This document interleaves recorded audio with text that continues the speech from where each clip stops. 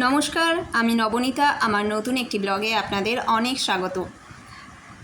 আজকে সকালবেলায় আমার ছেলেকে একটু নিয়ে গেছিলাম ডক্টরের কাছে। ও খুব গরম পড়েছে, তাই খেতে চাইছে না। আর কয়েকদিন ধরে শুধু পেটে ব্যথা বলছে, পটিটা ক্লিয়ার হচ্ছে না, তাই জন্য ডক্টরের দেখাতে নিয়ে গেছিলাম। আর আসার সময় ওর বাবা একটু ধোসা নিল। অনেক দিন ধোসা খাওয়া হয় না, তো বললো ধোসা নেবো। আমিও খুব খুশি হয়ে গেলাম, গিয়ে আর কিছু বানাতে হবে না এত সকালবেলা। অনেকটা সকালেই গেছিলাম ডক্টর দেখাতে। আর ধোসাটা যদিও খুব টেস্টি ছিল না, তাও ঠিক আছে। একদিন রান্নায় রেস্ট পেলে খুব ভালোই লাগে। আর ডক্টরের কাছে গিয়ে ডক্টর ওকে এই কাগজগুলো দিয়েছে, তাতে লিখেছে। ডক্টরের কাছেও ABCD লিখে দিয়ে এসছে আর কাগজগুলোকে গিফট করেছে। আর যতটা জল খাওয়ানো যায় ওকে একটু বেশি করে জল খাওয়াতে বলেছে, তাই একটু গ্লুকন-ডি দিয়েছি।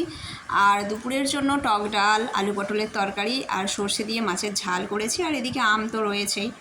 আর আজকে একটু ওর বাবাকে কম বাজার করতে বলেছি।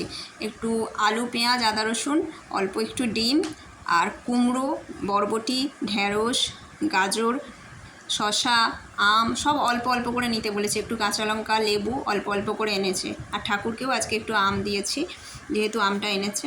আর দুপুরবেলা খেয়ে আমার ছেলে একটু ঘুমিয়ে পড়েছে। এবার সন্ধেবেলা ওকে একটু মুড়ির ছাতু দেবো। একটু হালকা খাওয়াচ্ছি, এখন রিচ খাওয়াচ্ছি না কিছু, যেহেতু পেটের ব্যথাটা খুব রয়েছে। আর আমরা একটু মুড়ি মাখবো, চানাচুর, শসা, পেঁয়াজ, তেল নুন দিয়ে একটু মুড়ি মেখে সন্ধেবেলা খাবো। আর দুটো পরোটা করেছি, ওর বাবা একটা খাবে, আমি একটা খাবো।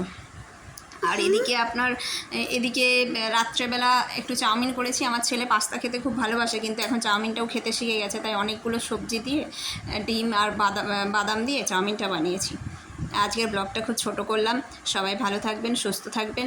আর আপনি যদি আমার চ্যানেলে নতুন হয়ে থাকেন তাহলে চ্যানেলটি সাবস্ক্রাইব করে দেবেন, আর ভালো লাগলে অবশ্যই একটা লাইক দেবেন।